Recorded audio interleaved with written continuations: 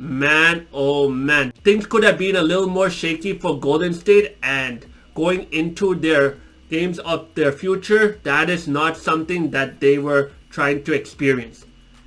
So shout out to Andrew Wiggins for his performance in this game, and hopefully he will be able to carry his performances into his future games as well.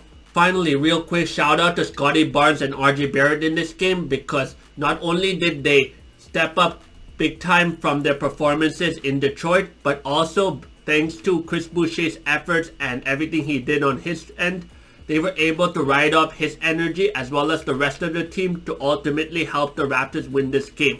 And hopefully in the future games to come for the Raptors, more than one player has their career night or has a good performance, and the Raptors are smart enough to ride off their energy into future wins as well. So yeah, that wraps up my thoughts on this game between the Toronto Raptors and Golden State Warriors, and I'd like to know what you all thought about this game as well. Let me know in the comments below. Don't be shy, just speak your mind. And if you're interested in the other Raptors wins or how Dennis Schroeder is going to fit with this Golden State team, especially since he got traded to the team as of late, check out these two videos up here. And until next time and the next video, I hope you all continue to be amazing. Take care everyone.